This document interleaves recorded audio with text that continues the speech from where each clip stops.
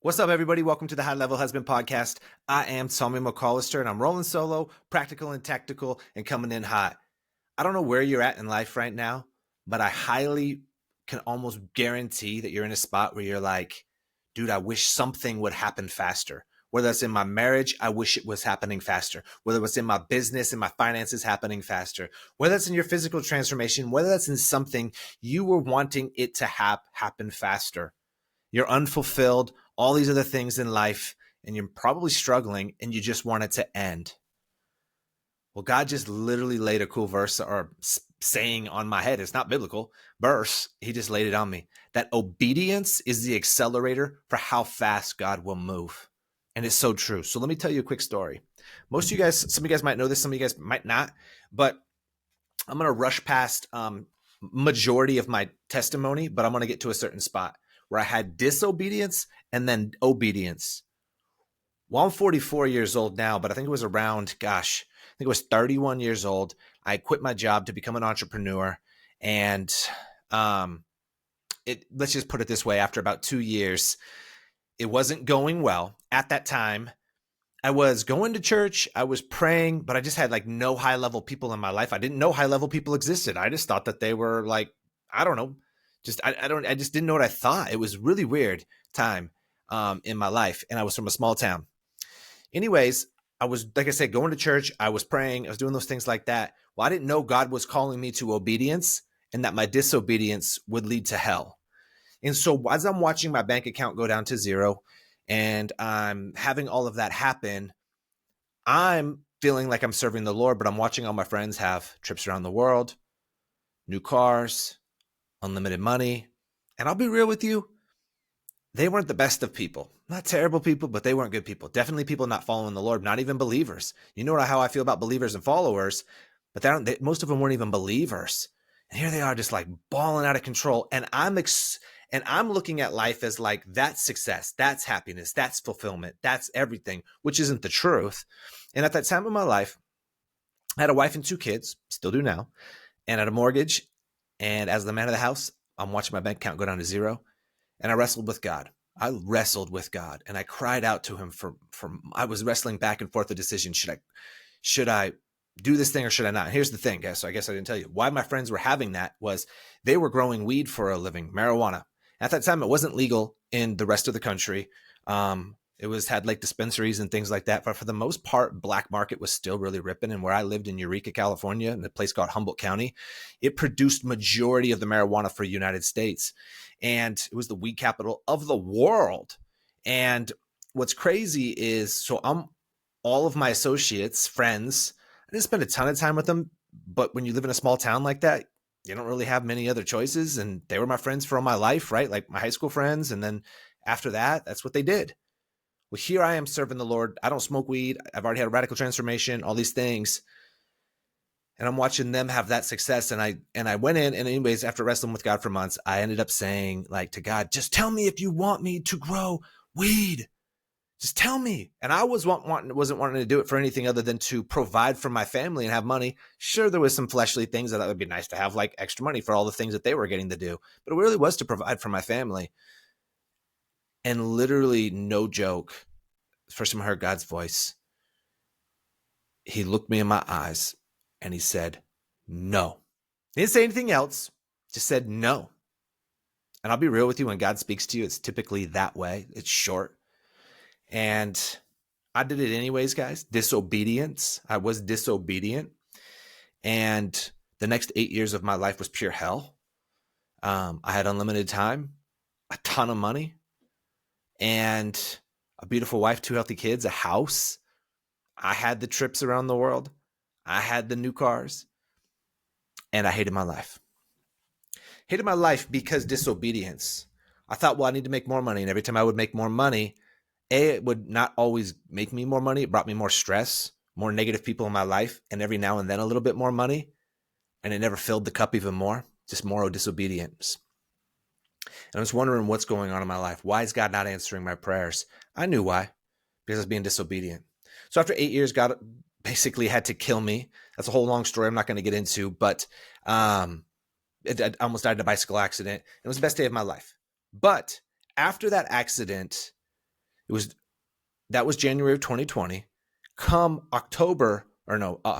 March of 2020, you guys know COVID hits. And then what happens is I'm like, babe, we got to get out of here. We're living in California. We've lived here our whole life. We've wanted to move, but we made all the justifications. Well, the kids have friends, and where are we going to make money like this ever again, even though the money wasn't making us happy? All these other things, we made the justifications for so long.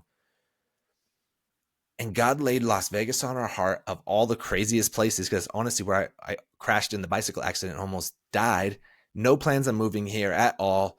We were living in Northern California. He laid it on our heart. And it happened so fast that by August we moved. And so we started talking about moving in like April-ish. We came down here in May, found a house, God made a way, and he told us to move. When God asks for your obedience, you must say yes. And if you don't, all you're doing is getting on the hamster wheel and slowing your progress. That's all you do. So you may feel like you're moving, but nothing's happening, right? You're like, why isn't this happening? Why isn't my marriage being fixed? Why aren't my finances growing? Why isn't this happening in these other areas? It's because you're probably not being obedient to at least one, if not multiple things in your life. For me, at that point in time, God wanted me to stop growing weed, stop wanting me to have those friends, and he wanted me to move and go find the calling that he had for my life that he was waiting for me to move into when 8 years prior, he asked me to leave my career. But because I chose the world over his calling, I chose a career over the anointing, I paid the price. Darn near almost died. Hated my life for 8 years. Be real, I had like random suicidal thoughts. Not that I ever was like close to doing it, but they were popping in. And my marriage was not good. Every aspect of my life was falling apart because of disobedience. When I moved in August of 2020, at the time of this recording, it's what is it? April of 2025. Zero idea that I wanted to do this. We have over 1 billion views of our content. Our podcast is rapidly growing. 750,000 followers. Speaking on stages around the country. Coaching men all over the world. I've coached people who I used to look up to. Now I've coached them. It's crazy. I'm not saying that as a flex, but that happened all because of obedience. And what God did over these past 5 years, it was one act of obedience after another. Every single thing he asked us to do required something that was tough. So the first one was move to Las Vegas, and I'm going to get into the benefits of this, but I want to share this with you of how we got to this point. Like our marriage is literally a 9.5 out of 10. My physical fitness is probably like 8.75 out of 10. My finances is probably an 8.5 out of 10. My mental strength is probably a 9 out of 10. My relationship with my kids is probably like an 8.5 or 9 out of 10. Like every aspect of my life is crazy high. It's crazy. But every single thing that keeps coming in my life every single month just gets bigger and bigger and bigger. Because everything that God asked me to do is obedience on the daily. And if you're willing to be obedient, he'll open the door. If you're not willing to be open to being too obedient, the door is not open. And you're trying to walk through. And you're in a bad dream, in a dream where you can't catch somebody. God's promises move at the speed of your yes. God is not slow. He is not passive. He is not holding back without reason. What looks like delay is often disobedience. If you're asking God, why isn't God moving? The better question is, where have I not obeyed? So I'm asking you that right now. Where have you not obeyed in your life? So I'll break down some other examples of things we've done in this past 5 years, and it's never a flex, guys. I just want to use those as tools to like kind of hit you guys and like, yo, like they had to do it. Because obedience is the accelerator. It's the gas pedal that unlocks momentum, miracles, and movement. Obedience isn't just a test, it's a trigger. Obedience isn't about proving your worth, it's about positioning your life for power. You're showing God that I trust you. Delayed obedience is disobedience, and disobedience delays destiny. God's blessings, breakthroughs, and blueprints are triggered by obedience, not by good intentions, not by Bible knowledge, and not by waiting until you feel ready. I'm going to tell you right now, God will never wait until you are ready. Never. I don't care where you're at right now. You probably feel like you're not ready. You feel like an imposter. I've seen this so many people's lives, whether that was when I used to be in the music industry or now that I'm in the coaching field. I see people all the time telling me, oh, I want to get into coaching. I have people in my life who've been talking about it for years, and they keep dragging their feet and doing all the behind the stuff scenes and not actually taking action. I was just having a conversation with somebody about this the other day. Everything that you're doing wrong in the coaching industry that you're supposed to do last, he's doing first, because if he does them first, it means he doesn't have to take action now, which makes him feel like he's taking action, but never has to actually take the action of putting himself out there, which is because of self-doubt and fear. And because of that, he's stuck. He's on the hamster wheel. Obedience isn't about proving your worth. So I'm going to touch on this right here. Not by waiting until you feel ready, not by Bible knowledge, and not by good intentions. So many people think that God should just bless you because you're a good person. Oh man, I don't cheat on my wife. I don't do all this other stuff. I'm a good person. But yet you masturbate, you drink probably a little too much, you cuss, you hang out with people who check out the waitresses, you overwork, you yell at your wife, all this different stuff. You watch secular TV all the time, you play golf all the time, you watch football all the time, you do all these other things, these distractions in your life. And you know what distractions are? Distractions is the devil's tool to get you stopped from taking action, because distraction is what blocks traction, and traction doesn't happen because of action. So when there's no action, there'll be no traction, and all that's blocked by distraction in your life. So good intentions aren't going to open doors. I'll hate to tell you that right now. Show me in the Bible where good intentions get you to heaven. It doesn't. Show me in the Bible where good intentions is what God's looking for out of you. No, he's looking for obedience, and that obedience is always tough. Shadrach, Meshach, and Abednego went into the furnace. Daniel went into the lion's den. They didn't say, we're a good person, God, I shouldn't have to go into the furnace. Just knowing the Bible means nothing without action. James 1:2 says that, do not merely deceive yourselves by knowing the word. Do what it says. And then the last one on that is not waiting until you feel ready. I had a conversation with a guy today on this, and I'll be real with you. Most guys who come into our program are either entrepreneurs or things like that, but they have this skill set, and maybe they were doing that job for the money or a season in their life, but God's calling them to now use their talents in somewhere else. And they go, but man, this guy today was like, man, I just don't think I'm fully, there, because my marriage isn't fully there yet. So I don't feel like I'm qualified to go do it. Oh, and basically God doesn't call, and what made my answer is basically God doesn't call the qualified. He qualifies the called. And because you're not ready, he's testing you to see if you're going to do it. Because if you're going to do it when you don't feel ready, you're trustworthy. And he, as he says, is that his grace is sufficient, for his power is made perfect in weakness. So when you don't feel ready, and you let his grace be sufficient and his power made perfect in your weakness, and you're obedient to his call, he's going to make a way. But if you tell him, God, I know I see this plan for my life, but I do not feel ready yet, I'm going to wait. You know what he's going to do? He's going to give that mission that needs to be accomplished to somebody else. That's the parable of the talents. The guy who did nothing got it given to the guy who turned 5 to 10. Don't wait till you feel ready.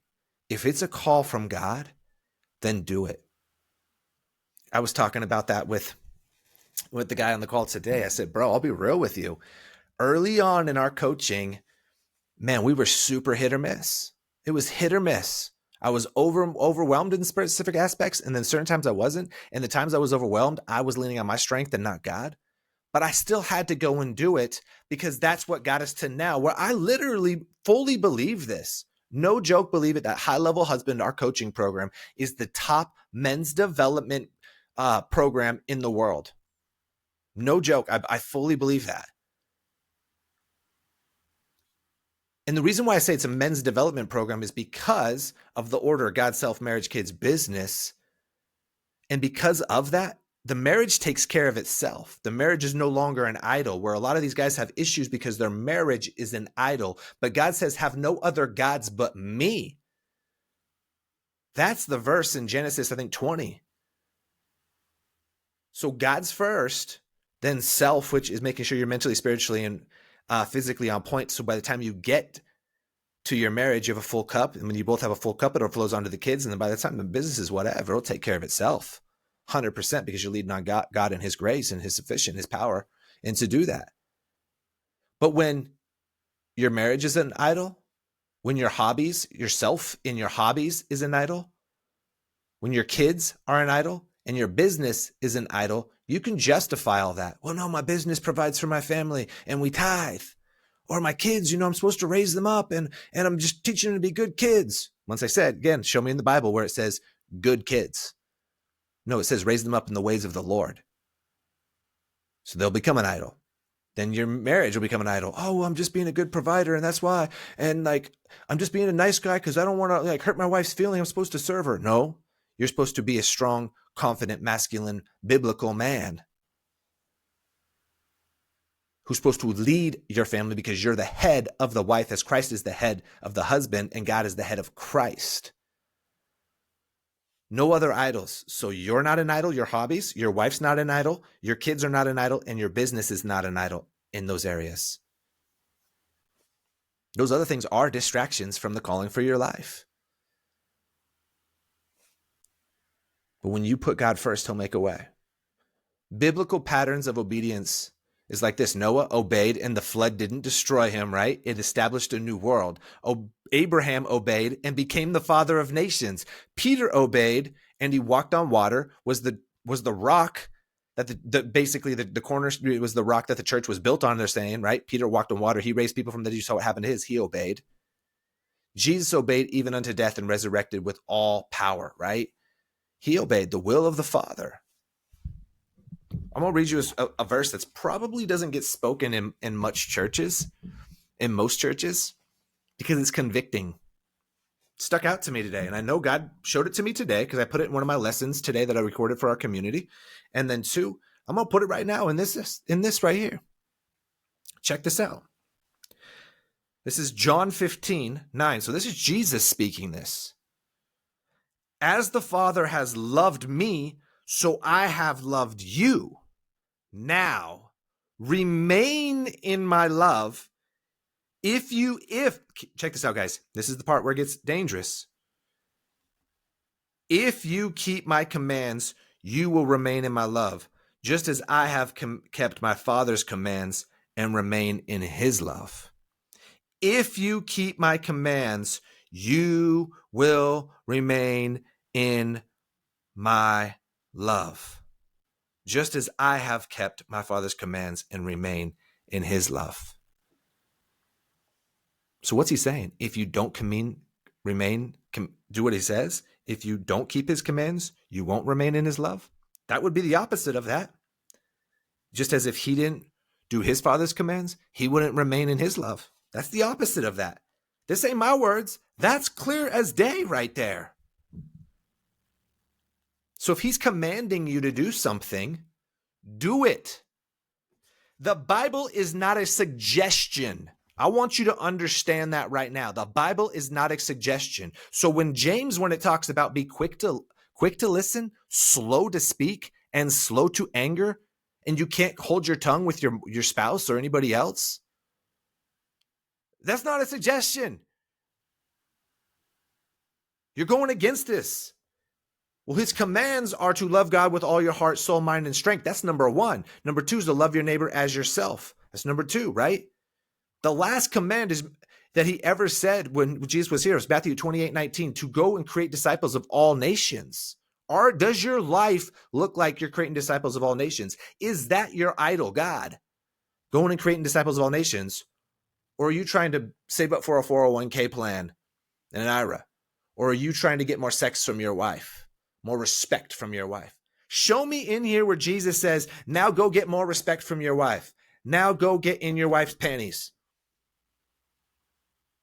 Is sex an important part of marriage? Darn well better believe it is.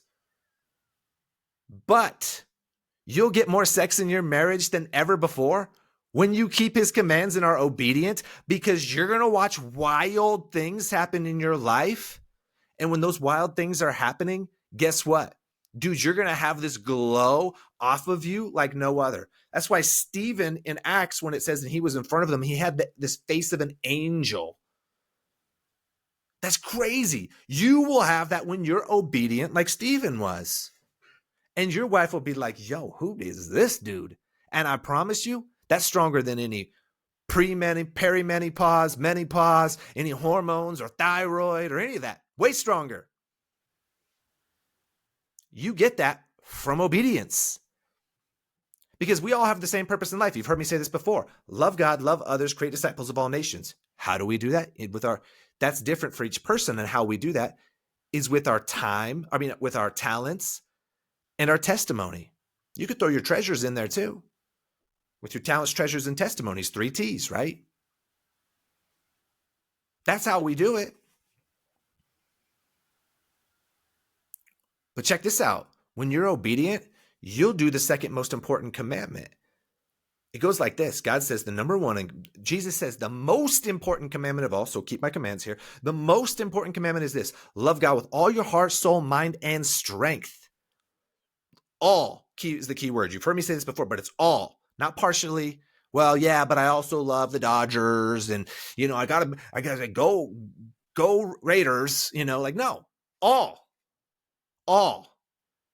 None of that controls any of your emotions or feelings. Not saying you can't watch or anything, but none of it controls your feelings or emotions. All. Now, because of that, you will be obedient to God because you just want nothing but him. You'll yearn for him. You'll be like David, a man after God's heart, right? Because of that, you'll be obedient. And then when you're obedient for the second command, love your neighbor as yourself. You will love yourself so much because you're obedient. You'll watch the next door open, the next door open, the next door open. God will tee him up and you'll just keep hitting him. He'll keep teeing up and you'll keep hitting him. People are like, man, I can't feel God in my life. I feel like nothing's going on in my life. It's because he's teed up something and you haven't hit it yet. It's waiting for you to hit it. He can't give you the next because it's been sitting on the tee collecting dust and you haven't swung yet because you don't like that one. He's asked you to stop working late and you haven't done it. He's asked you to stop hanging out with your friends that have crappy marriages and don't follow the Lord. They're lukewarm Christians and you haven't done it. He's asked you to stop masturbating and you say, well, but when I masturbate to my wife, and so it's not a bad thing. Oh, yes, it is. Show me in the Bible where that's not in that's a good thing. Masturbating to your wife. Not in there. Lust. Lust is the same thing as adultery. There we go. Is he asking you to remove that? Obedience? So he's not going to give you the massive business until you can't control yourself. Get rid of the porn. Stop blocking blessings. Get rid of the porn and he'll do that. Get rid of, maybe it's not important, masturbating to your wife. Get rid of that. Maybe you have something inside of you. He's asked you to tell your wife that you cheated on her 8 years ago and you've never told her. Maybe she doesn't know about your porn addiction and you need to tell her. What is it in your life that he's not poking at you to do that you're not doing? And so he can't give you the next thing that's on the conveyor belt and it's shut off because he's not going to give it to you till you deal with the one that's on there. He'll turn it back on when then that one's off there and he'll give you the next one. And the faster you swing at him, boom, boom, boom, boom, he'll give you the next one because he wants momentum. He wants big things. God can do immeasurably more than you can ask or imagine, but he needs you doing the commands. And I promise you, it gets harder. I'm in a season right now of my life where God's like about to rearrange a lot of different things and he has a lot of big asks. And for some reason over the past 5 years, what all those big asks have been giant financial investments, not into like a real estate that I just going to create passive income, like something that's going to create an insane amount of fruit today. Why? Why has it always been financial obedience over these past 5 years? Because years ago when I went and grew weed, guess what I did? Guess what I did? It was the finances that I was not obedient to. And because of that, ruined 8 years of my life. Now God works all things together for good. I have the testimony. I'm using it right now. I'm probably help saving your life right now because of this. But here's the thing. Every single thing. We got to Vegas. We moved here with 2 mortgages, height of COVID in August of 2020, 2 kids, and no income. I think we moved here with like 40K, maybe a little bit less. But I'll tell you, when you have 2 mortgages and no income, that goes quick. And 4 mouths to feed goes super quick. That didn't last very long. And God said, I tried to go get a regular job, and he said no. He literally said no. I went and I actually got hired. I haven't told this story, I don't think, on here before, but we moved to Vegas, and we came from that small town where the next closest city was 5 hours away in San Francisco. So if you wanted to go to a concert, a football game, anything, you had to go 5 hours. Even to fly, basically, you had to go 5 hours. There was a small little airport there, but it cost $1 bazillion to fly out of there. So everybody always drove to San Francisco. Well, here's the thing. We get to Vegas. Now I'm like, this is awesome. I live in Vegas. Like, dude, we can do fun things all the time. I'm like, well, I don't really have the money to go to football games and things like that. And it was going to be the very first season of the Raiders playing in the stadium. And I was like, dude, it'd be awesome if like I got a job in the VIP section in the Raiders stadium down here in Allegiant Stadium. If you guys haven't seen it, it's an amazing stadium. And I was like, dude, like I should apply and see. And I looked, and they had a job openings, and they were going to have like this casting call for it, basically. And I applied. I had an interview. They did, and I passed the interview. I get the job. I go to the first trainings, and God said, dude, I didn't call you out of Egypt to go work at the Raiders stadium. I was like, but it was like VIP, God. I'll be like rubbing shoulders with all the VIP. Here's something crazy, guys. And this is not a flex. I'm saying this, but it's crazy. God is saying, son, you're the VIP. Not the person who owns the UFC. Not the person who has a bunch of money who can rent one of those suites. Son, you're my VIP. And I've never said that before, guys.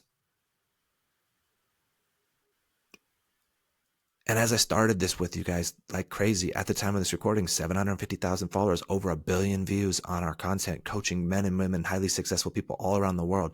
Literally, I believe the #1 coaching program for husbands, marriages, and developing men in the world. And I'm not just saying this because my program, because it's God's program.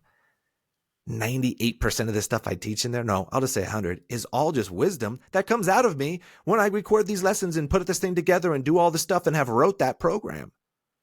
It's all God. So why wouldn't it be the best? I'm the VIP. And he said, I didn't call you out of Egypt to go do that. And I quit. I went home and I sold my car. Obedience. I needed money. Family of 4, now down to 1 car. I needed money. Took that money and I invested in a coaching program. The coach that I invested it in says, dude, I think you and your wife are supposed to be marriage coaches. I hired him to teach me to grow fitness and nutrition platform. He spoke that and prophesied it over me because he's a man of God. Took us a year and a half to realize it. Tried to drag our feet in all the other areas. Was not obedient. Still trying to do the fitness and nutrition. Did not like it, even though it's a huge part of my life, but I didn't like coaching those people. The very first month, maybe even less than a month, we started putting out marriage content. And it was still with a hint of fitness reason why we did it. Viral. And within months, dude, we were going viral like crazy. Platform growing. Why did it take a year and a half to get to that? Because I wasn't obedient. What is he asking you to be obedient on?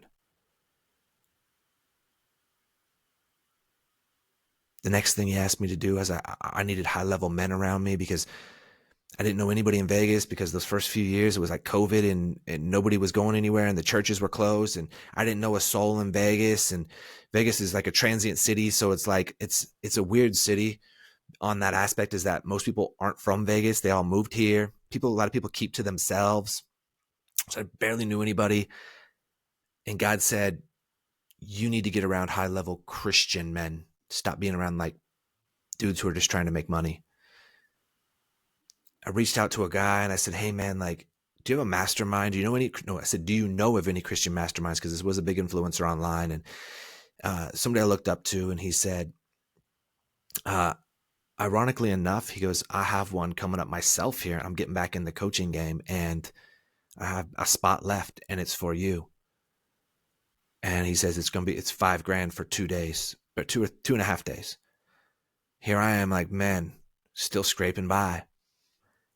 And I said, man, I did it. I found still to this day, some of my best friends in that group.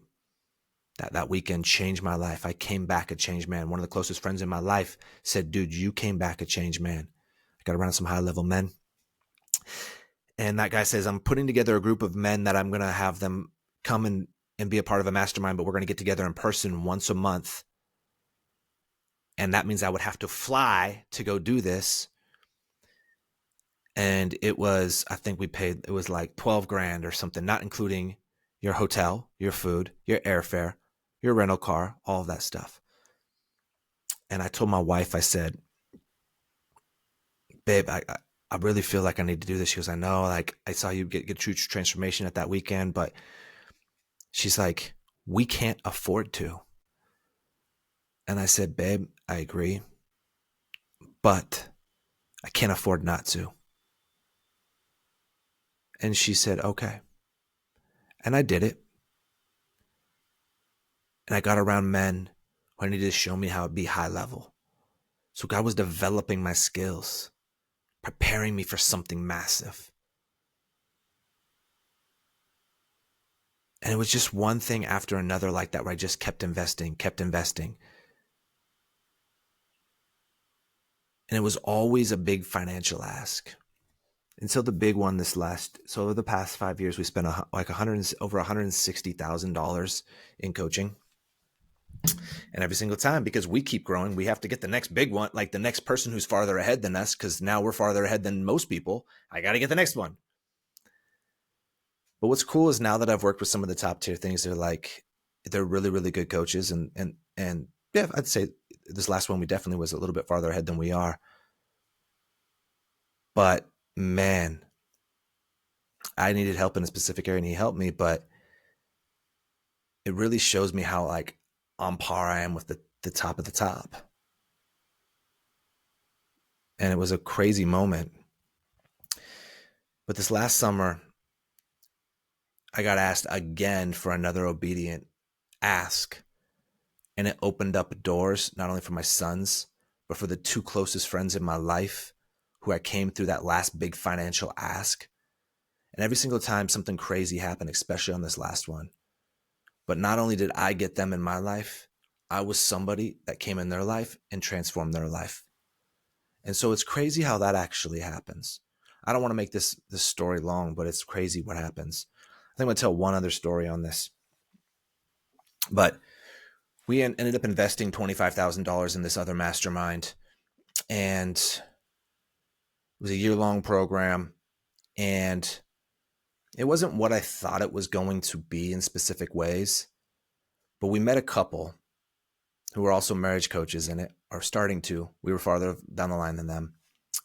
And they said, they were from Texas. And I said, oh, where? They said, Frisco. And I said, dude, I spent a ton of time in Frisco, Texas. Like, really, what church? I said, Elevate Life. And they were like, man, we met each other at Elevate Life. And I was like, that's crazy. This is at a mastermind in Florida. And they said, no way.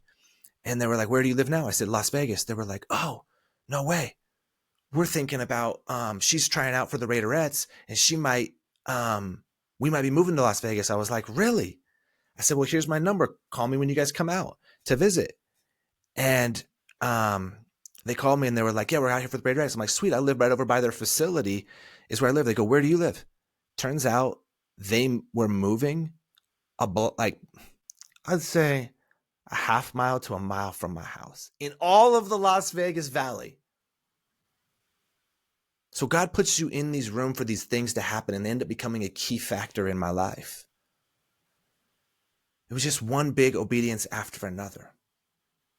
So I know I'm telling a lot of stories here, but I want to tell you every single time we invested that money, it wasn't just out of abundance. It was out of not having, but we did. And it grew us in some way, shape, or form. And so it's not always financial for you guys. I want you to understand that. It might be for you starting your ministry. It might be you switching careers. It might be you moving states. It might just you be removing porn. It's something. Be obedient.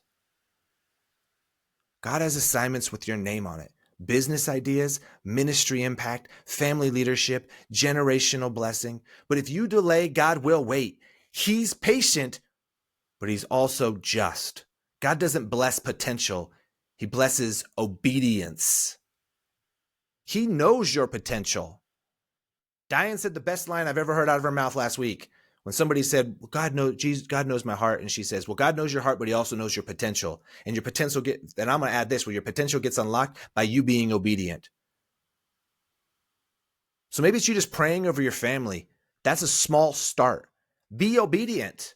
If you can't pray over your family, do you think he's going to make you minister to the nations, give you a massive church, give you a massive business, give you massive finances if you can't even pray over your family? What's he asking you to be obedient on? So guys, I had a whole bunch of different things right here to touch on. I'm going to just give you the action steps and we'll keep it moving. Ask God, where have you delayed? Get brutally honest. In your solitude time with him, ask him, what has he already spoken that you haven't acted on? Sit in solitude and just, you know that probably right now when I'm speaking this, but if you don't, sit in solitude and ask. It's never always going to be fully clear because then the faith would not be a part of it. Take the step. Choose an area and take bold action. That's what it is. Today, not next week, not after more prayer, just obey. Abraham rose early in the morning. Every single action in the Bible was like instant, instant, instant. That's why they're in there, because God's showing us the examples of it. Create a daily obedience habit. Each morning, ask God, what's my next step of obedience today? And then do it, even if it's small. Sometimes it's just texting a friend and saying, hey, you laid on my mind today. For some reason, I thought of you. How's it going? Boom. Whatever that obedience is, just do it. And it's not always going to be, he's going to ask you to invest crazy money or move. It's going to be the small ones. But ask every day. But if you ask and you don't do, you can't keep asking. You got to hammer the ones first because they're probably still waiting for you. So, guys, I love you, truly. This is a message that means a lot to me. I know God's about to ask me some massive things because he's got some massive ideas that he's laid on me. But it's not going to be just like, okay, I'm going to go give you this to you. You're going to have to be massively obedient and it's going to hurt. That couple I tell you I met at the mastermind who moved a mile away from me, they lived here for 4 months or so because God called them here. They're late 20s. They ended up getting pregnant. They're a couple. They're married. And God said, now move to Nashville. God confirmed it. Multiple months pregnant, not having the finances, spent every dime to then go move out there. And they're not 100% sure why God's asked them to go yet. They're the most obedient people I know. And God will reward them for that. But his kingdom will get rewarded with all the people they're going to save. Your lack of obedience could oftentimes be letting other people die. Souls go to hell. And that's hard to say. Go get those souls. They're worth it. And you're worth it. You're the VIP. Much love.